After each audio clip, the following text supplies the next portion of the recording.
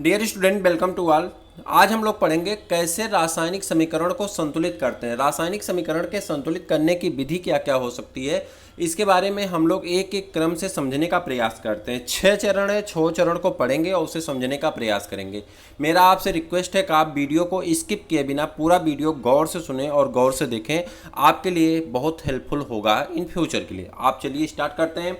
सबसे पहले यहाँ पर अगर आप देख पा रहे हैं तो यहाँ पर लिखा गया है Fe प्लस H2O हो जाता है Fe3O4 प्लस H2। ठीक है, अब ये रिएक्शन अगर आप देख पा रहे हैं तो मैंने पिछले वीडियो में आपको बताया था कि एक तरफ अभिकारक होते हैं, बाईं तरफ अभिकारक होता है और दाईं तरफ कौन होते हैं, तो उत्पाद होते हैं। बाईं तरफ के अभिकारक के जितने परमाणु होते हैं उसका जो बैलेंस होता है वो दाएं तरफ के उत्पाद के बैलेंस के बराबर होना चाहिए। यानी दाईं तरफ जितना एटम लिए गए हैं उतने ही एटम बाएं तरफ होने चाहिए, यानी दोनों तरफ बराबर होना चाहिए। लेकिन अगर हम यहाँ पे गौर करें तो इसमें हम देख पा रहे हैं आयरन, इसे आयरन कहते हैं Fe को। आयरन की संख्या कितनी है, यहाँ पे 1 है, जबकि इस तरफ देखते हैं आयरन की संख्या 3 है, Fe3, इसे 3 कहते हैं। अगर यहाँ पे 2 लिखा गया होता, 2 Fe3 होता तो ये आयरन की संख्या कितनी मानी जाती, इसका इसमें मल्टीप्लाई हो जाता और आयरन की संख्या कितनी मानी जाती, 6 मानी जाती। ठीक है, तो यहाँ पे अगर हम देख पा रहे हैं तो यहाँ आयरन 1 है और यहाँ आयरन कितना है, 3 है। और आयरन ऑक्सीजन यहाँ पे 1 है, H2O में H2O एक परमाणु है और ऑक्सीजन अलग परमाणु है, तो ऑक्सीजन की संख्या कितनी है, इस तरफ रिएक्टेंट में यानी अभिकारक में कितना है, 1 है, उत्पाद में कितना है, 4 है। और हाइड्रोजन कितना है, 2 है, 2 है, तो हाइड्रोजन तो बराबर है। अब हम देख पा रहे हैं कि अभिकारक के तत्वों की संख्या उत्पाद के तत्वों की संख्या से अंतर है, दोनों में अभिकारक के तत्वों की संख्या कम है तुलना में उत्पाद के तत्वों के। तो इसे संतुलित कैसे करते हैं, कैसे इसको दोनों को बराबर करेंगे, इसे समझने का प्रयास करते हैं। ठीक है, तो चलिए स्टार्ट करते हैं। सबसे पहले चरण 1 में, पहले चरण में क्या करेंगे, रासायनिक समीकरण को संतुलित करने के लिए सबसे पहले प्रत्येक सूत्र को चारों ओर एक बॉक्स बना दीजिए। कह रहा है उसे एक बॉक्स के अंदर कर दीजिए। देखिए अभी क्या है, आप सीख रहे हैं, जब सीख जाएंगे तो आप उसे अपने माइंड से ही सेटअप कर सकते हैं, लेकिन शुरुआत में आपको सभी काम करने पड़ेंगे जिससे आप उन चीज़ों को समझ सकते हैं। ठीक है, बाद में जब आप जान जाएंगे तो उन्हें बॉक्स बनाने के उसको करने की आवश्यकता नहीं होगी, रिएक्टेंट प्रोडक्ट लिखने की आवश्यकता नहीं होती, आप खुद बैलेंस कर लेते हैं। लेकिन शुरुआत में उसे बैलेंस करने के लिए आपको क्या करना पड़ेगा, उसे सीखना पड़ेगा। ठीक है, तो सबसे पहले क्या करेंगे, चारों तरफ बॉक्स बना देते हैं। बॉक्स बना लेने का समीकरण को संतुलित करते समय बॉक्स के अंदर कुछ भी परिवर्तित नहीं करेंगे। ठीक है, बॉक्स के अंदर कोई परिवर्तन नहीं होगा, उसके बाहर ही परिवर्तन करना। जैसे यहाँ पे लिखा है, मान लो कि H2O लिखा है। ठीक है, अब हमने देखा कि यहाँ पे 4 ऑक्सीजन है, तो हम सोचेंगे यहीं 4 ऑक्सीजन कर दें तो ऑक्सीजन संख्या पूरी हो जाएगी, इस तरफ 4 कर दें तो ऑक्सीजन संख्या पूरी हो जाएगी। इस तरह से आप कुछ भी नहीं कर सकते हैं। तो जितने तत्व हैं सभी तत्वों को क्या किया, आप बॉक्स के अंदर बंद कर दिए। फिर आयरन को एक बॉक्स में, वाटर को एक बॉक्स में, Fe3O4 को एक बॉक्स में और H2 को एक बॉक्स में, सबको अलग अलग बॉक्स में आपने क्या किया, भर दिया। ठीक है, बॉक्स में हो गए। अब क्या करेंगे, असंतुलित समीकरण चरण दूसरे में चले जाएंगे। यानी दूसरा काम क्या करेंगे आप, दूसरा काम आप करेंगे कि असंतुलित समीकरणों की उपस्थिति विभिन्न तत्वों के परमाणुओं की सूचियां तैयार कर लेंगे। कौन कौन सा जो है बैलेंस नहीं है उसकी सूची तैयार करेंगे। सबसे पहले सूची में देखेंगे कि यहाँ पे आयरन दिया गया, तो आयरन की संख्या यहाँ पे अभिकारक के तत्वों में यानी बाईं तरफ क्या है, 1 है, जबकि उत्पाद में आयरन कितना है, 3 है। अभिकारक जो है, अभिकारक आयरन अभिकारक में कितने हैं, आयरन का परमाणु अभिकारक में कितना, 1 है, जबकि उत्पाद में कितना है, 3 है। हाइड्रोजन कितना है, 2 है, तो इस तरफ भी 2 है। ठीक है, उसके बाद ऑक्सीजन यहाँ 1 है और इस तरफ कितना है, 4 है। ठीक, मैंने आपको दिखाया था अभी। अब तीसरा काम करेंगे, तीसरे चरण में जाएंगे और तीसरा काम हम क्या करेंगे, सुविधा के लिए सबसे पहले परमाणु वाले, अधिक परमाणु वाले, जिसका परमाणु सबसे ज़्यादा है सबसे पहले उसी को हम संतुलित करने का प्रयास करेंगे, चाहे वो अभिकारक हो चाहे उत्पाद हो। यानी किसी तरफ जिसका परमाणु सबसे ज़्यादा होगा उसी को सबसे पहले संतुलित करेंगे। अगर आप देख पा रहे हैं तो सबसे ज़्यादा परमाणु किसका है, ऑक्सीजन का। यहाँ पे 4 है और सभी 3 2 हैं, 1 2 है। ठीक है, तो सबसे ज़्यादा कौन है, ऑक्सीजन है। तो ऑक्सीजन को सबसे पहले हम बैलेंस करने का प्रयास करते हैं। तो हम किसको चुनेंगे, ऑक्सीजन को चुनते हैं। अब देखिए यहाँ पे ऑक्सीजन के परमाणुओं की संख्या, यहाँ बॉक्स में ध्यान से देखिए, ऑक्सीजन के परमाणुओं की संख्या प्रारंभ में कितनी है, 1 है, किसमें, अभिकारक में, जबकि उत्पादों में कितनी है, तो उत्पादक में आप देख रहे हैं तो कितनी है, परमाणु की संख्या 4 है। ठीक, अब क्या कर रहा है, कह रहा है कि अगर इधर 4 है पर उत्पादों में तो आप इधर 4 से गुणा कर दीजिए। तो क्या होगा, ये बैलेंस हो जाएगा। तो जब आप इधर 4 से गुणा कर देते हैं तो यहाँ पे क्या होता है, ये बैलेंस हो जाता है, 4 आ जाता है। ठीक है, अब देखिए हम याद रखना आवश्यक है कि परमाणुओं की संख्या को बराबर करने के लिए हम अभिकारकों, एक मिनट, यह याद रखना आवश्यक है कि परमाणुओं की संख्या को बराबर करने के लिए हम अभिक्रिया में शामिल तत्वों या यौगिकों के सूत्रों को नहीं बदल सकते हैं। उसके यौगिक के सूत्र जो हैं उस सूत्र को नहीं बदल सकते हैं। जैसे कि आप ये नहीं लिख सकते, जैसा मैंने आपको पहले बताया था कि आप इस तरह से नहीं लिख सकते कि ऑक्सीजन परमाणु को संतुलित करने के लिए 4 गुणांक लगा करके ये लिख दें। इस तरह से आप नहीं लिख सकते हैं, क्योंकि H2 और O4 या H2O4 नहीं, ये ऐसे आप नहीं लिख सकते हैं। ठीक है, कैसे लिख सकते हैं, 4H2O आप कर सकते हैं, ये लिख सकते हैं, लेकिन अगर आप ऐसे लिखना चाहते हैं तो आप ऐसे नहीं लिख सकते हैं। ठीक है, अब क्या हो गया, आपका समीकरण कैसा हो गया, आपका समीकरण कह रहा है कि आपको ऑक्सीजन बढ़ाना है, तो ये बॉक्स के अंदर H2 होता है, इसके बाहर 4 लिख सकते हैं। ठीक है, H2O पहले चरण में कहाँ रखे थे, बॉक्स में, और इसके बाहर आप क्या कर सकते हैं, 4 लिख सकते हैं। लेकिन बॉक्स के अंदर अगर आप चाहते हैं कि H2O4 कर दें तो नहीं लिख सकते हैं, या इस तरह से लिखना चाहें तो आप नहीं लिख सकते हैं। बात समझ पाए हमारी, यानी जो आपका सूत्र है सूत्र वही होगा, आगे आप मल्टीप्लिकेशन में ब्रैकेट के बाहर आप कोई भी संख्या लगा सकते हैं।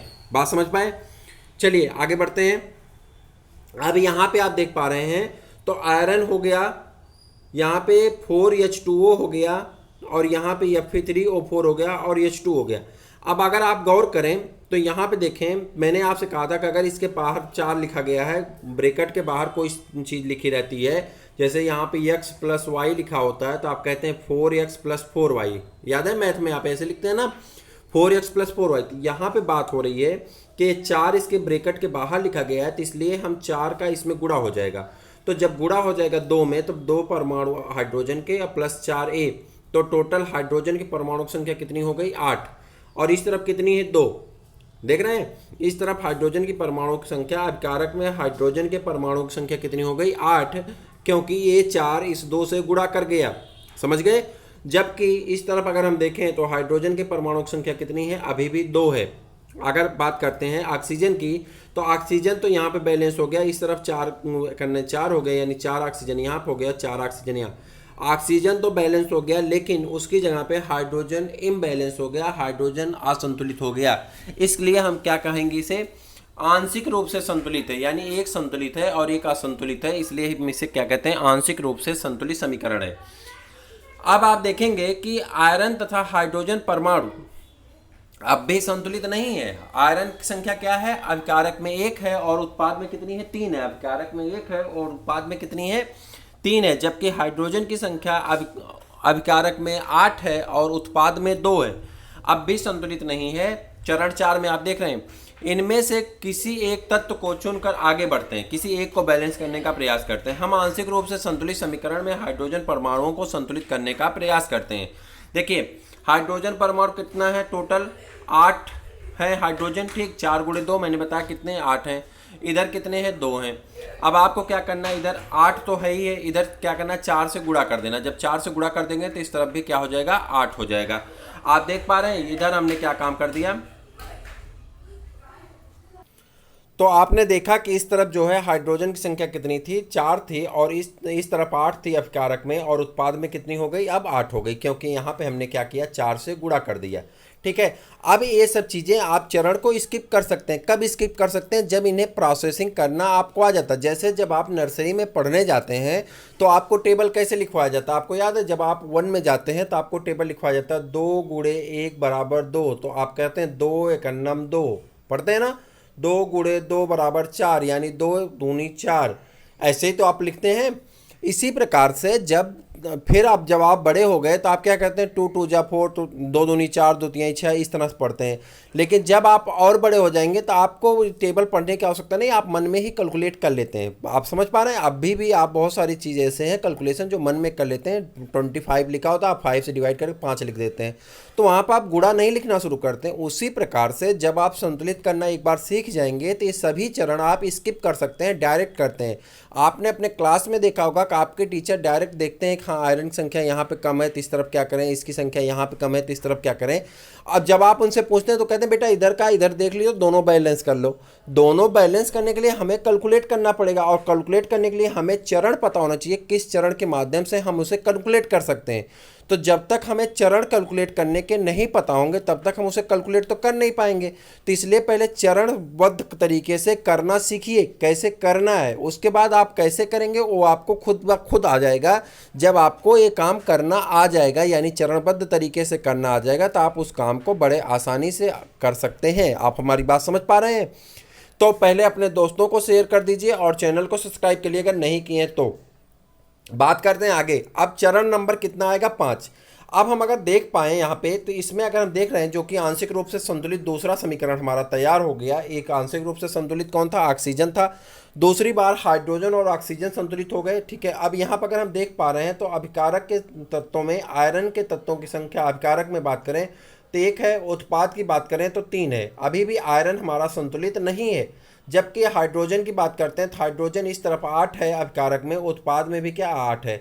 ऑक्सीजन कितना है? 4 है, और अभिकारक में भी उत्पाद में भी 4 है। यानी ऑक्सीजन और हाइड्रोजन तो बैलेंस हो गए, संतुलित हो गए, लेकिन हमारे साथ जो समस्या खड़ी है वो समस्या अभी भी वही खड़ी है कि हमारा आयरन संतुलित नहीं है।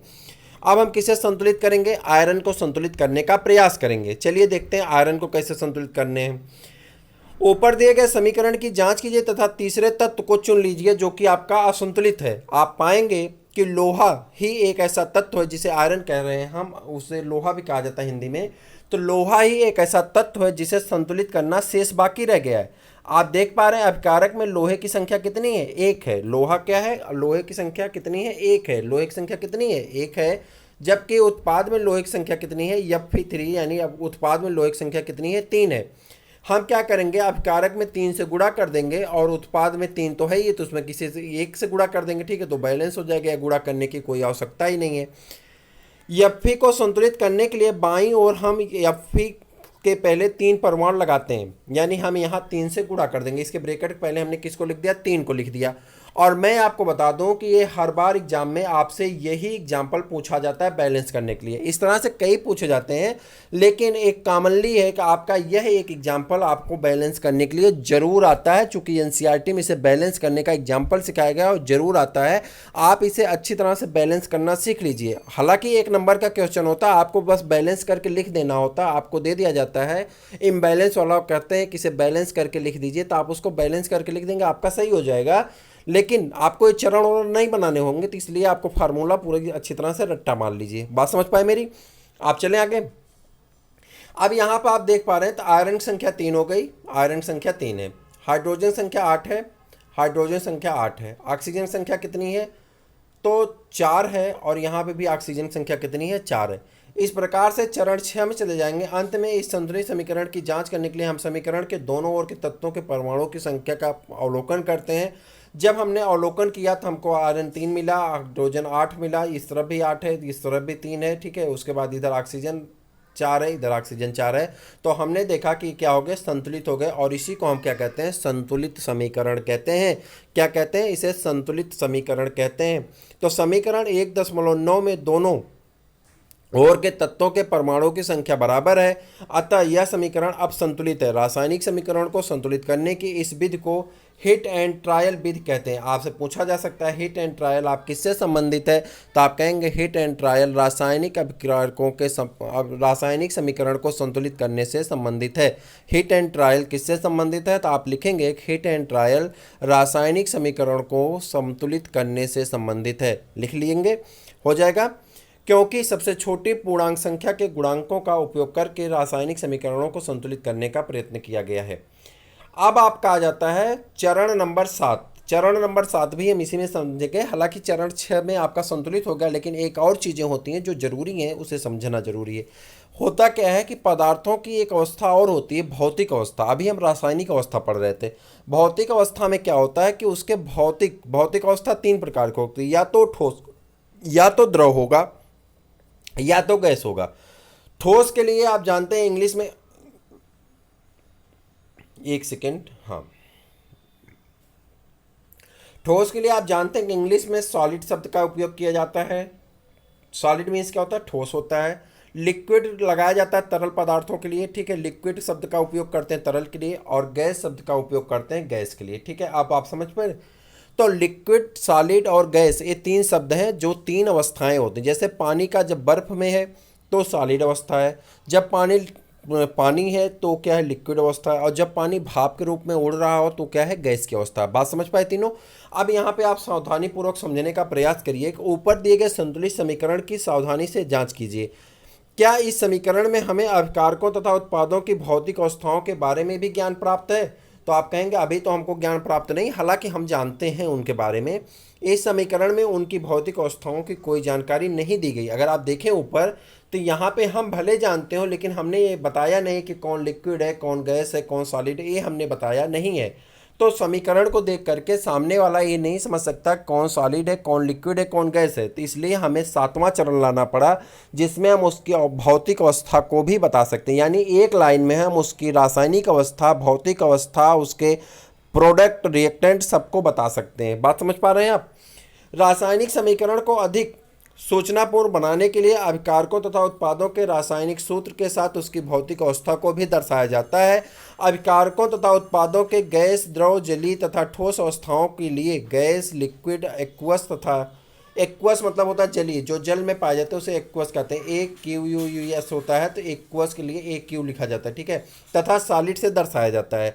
गैस के लिए G लगाया जाता है, सॉलिड लिक्विड के लिए क्या लगाया जाता है, यल लगाया जाता है। एक्वस के लिए, जलीय के लिए क्या लगाया जाता है, AQ लगाया जाता है, और सॉलिड के लिए स्मॉल S लगाया जाता है, से दर्शाया जाता है। अभिकारकों तथा उत्पादों, अभिकारक या उत्पाद जब जल में घोल के रूप में उपस्थित होते हैं तो उसे हम क्या कहते हैं, एक्वस कहते हैं। क्या कहते हैं, एक्वस कहते हैं, ठीक है। अब यहाँ पे अगर हम देखें तो यहाँ पे आयरन है, आयरन किस में है, सॉलिड के रूप में है। वाटर किस में है, तो यहाँ पे वाटर जो है भाप के रूप में है, गैस के रूप में है, ठीक है। तो इसे गैस लगा दिए। आयरन ऑक्साइड जो बना है, आयरन ऑक्साइड कैसा बना है, सॉलिड के रूप में बना है। और यहाँ पे अगर आप देख पा रहे हैं तो हाइड्रोजन गैस निकल रही है, यानी इसमें हमने सॉलिड गैस और सॉलिड गैस के रूप में इसे हमने निरूपित कर दिया। ध्यान दीजिए, समीकरण 1.10 में 1.10 में H2O के साथ G यानी गैस चिन्ह का उपयोग किया गया है। यह दर्शाता है कि इस क्रिया में जल का उपयोग भाप के रूप में किया गया है। यहाँ पे जल का उपयोग किसके रूप में किया गया, भाप के रूप में किया गया है। जल का उपयोग किसके रूप में किया गया है, भाप के रूप में किया गया है। इसीलिए हमने यहाँ पे गैस का उपयोग किया है, गैस के साइन को लगाया है। प्रायः हर रासायनिक समीकरण में भौतिक अवस्था को शामिल नहीं किया जाता है जब तक कि आवश्यकता ना हो। कभी कभी अभिक्रिया की परिस्थितियां जैसे कि ताप, दाब, उत्प्रेरक आदि को भी तीर के निशान के सामने लगा दिया जाता है या दर्शाया जाता है, ठीक है। तो यहाँ पे जैसे देखिए, यहाँ पे लिख दिया गया atmospheric pressure 340 degree atmospheric pressure, ठीक। उसके बाद यहाँ पर अगर आप देख पा रहे हैं तो यहाँ पे सूरज का प्रकाश, इस रिएक्शन को आप अच्छी तरह से याद कर लें। आपके बुक में दिया गया देख करके कि कार्बन डाइऑक्साइड है, पानी है, और ग्लूकोज का निर्माण होता है, ऑक्सीजन का निर्माण होता है, और पानी का निर्माण होता है। आप याद कर लें, ये भी आपका पूछा जाता है, कई बार पूछा गया, और ये भी पूछा जाता है एल्कोहल बनता है। तो इन सभी रिएक्शन को आप कॉपी पे रफ पे लिख करके उसके फार्मूले को प्रयास करिए कि वो आपको याद हो जाए, और कौन एक्वस है, कौन लिक्विड है, कौन गैस है, कौन सॉलिड है, ये भी आप करने का प्रयास करिए।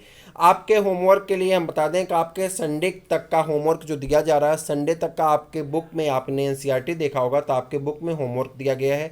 होमवर्क में ये देखिए आपके 3 प्रश्न दिए गए हैं। संडे को हम इसका आंसर आपको प्रोवाइड कराएंगे, लेकिन संडे को आपको एक क्लास में हम इसके आंसर को भी बताएंगे, साथ में इसके संबंधित चीज़ों को और बताएंगे। लेकिन उससे पहले मैं आपसे कोशिश करूंगा, आपको बताना चाहूँगा कि आप क्या काम करिए। आपके बुक में दिया गया है, आप प्रयास करिए कि आप इसका आंसर लिख करके 8004109989 पे आप ज़रूर सेंड करिए, अगर आपको आता है तो। अगर नहीं आता है तो भी आपको हिजिटेट होने की आवश्यकता नहीं है। प्रयास करिए, जितना आप कर सकते हैं उतना ज़रूर करिएगा, प्रयास ज़रूर करिएगा। ये मत कह दीजिएगा मुझे नहीं आता, प्रयास करेंगे तो आसान है, आप ज़रूर कर पाएंगे, ये मुझे विश्वास है। तो फिर हम लोग मिलते हैं किसी और क्लास में, तब तक के लिए इजाज़त दीजिए, नमस्कार। अगला क्लास आपका होगा रासायनिक अपक्रियाओं के प्रकार, जिसमें अलग अलग प्रकार के बारे में हम लोग पढ़ेंगे। लेकिन तब तक के लिए इजाज़त दीजिए, नमस्कार।